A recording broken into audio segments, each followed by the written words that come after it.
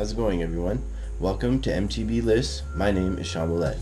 This episode, I'm going to be counting down the top 5 off-season changes for the 2017 UCI Downhill World Cup. 2016 was a turbulent season that had many young and upcoming riders take off, as well as seasoned vets call it quits. There was quite a shake-up this off-season, which left many teams looking to sign new riders. We also saw new manufacturers create teams, while other manufacturers drop their downhill teams altogether. The first team change on my list is the Canadian Miranda Miller. Miller was the breakout star of last year's World Cup Series as she picked up 2 podiums in her last 3 races and finished 10th in the overall. She also retained her Canadian National Championship crown and won the Crankworx Garbanzo downhill race. The Specialized Gravity team has picked up Miller for the 2017 season and is expecting big things from her. I predict this Canadian will have a stellar year and make her new team proud. 4th place on my list is reserved for Nicole Mullaly, who is switching from the Scott Downhill team and will be joining Angel Suarez and Aaron Gwynn on the YT mob. YT watched as other downhill teams loaded up with talent, and they must have felt left out. This is why they went and signed one of the biggest names in free agency. It is common for bigger teams to run with 3 elite riders, and YT clearly wanted to fit that mold. With the firepower they now have, they will be in serious contention for the best team in the series. Third up is Manon Carpenter leaving the Saracen Madison race team to join the Randon team. Manon is one of the elite female riders and one of the few who can keep Rachel on her heels. I think the excitement of a new team will help keep Manon focused and training hard, which could lead to an amazing season. Is this the year Rachel gets dethroned? Only time will tell, but I think Carpenter is up for the challenge. Second place goes to Canyon and their major off-season signings. Canyon came out with their new downhill rig Descender and needed a team to race with. They weren't fucking around when they went out and signed 3 of the biggest names in free agency. They are able to pick up Rory Cunningham, Mark Wallace, and Troy Brosnan. Rory is an impressive rider who had a solid 2016 campaign as well as a former Red Bull Hardline winner.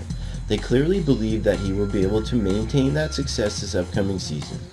Due to the fact that Da Vinci is bowed out of the 2017 season, Canadian rider Mark Wallace went up for grabs. Wallace is one of Canada's fastest and consistent riders with lots of upside. I am sure Canyon was stoked to be able to sign him to their team. The next rider to join Canyon was probably the biggest single signing of the offseason. Arguably the most consistent rider on the downhill circuit, Troy Brosnan seems like he finishes every race on the podium. He spent almost the last decade riding for Specialized, so I'm sure the Australian is embracing a new change of scenery.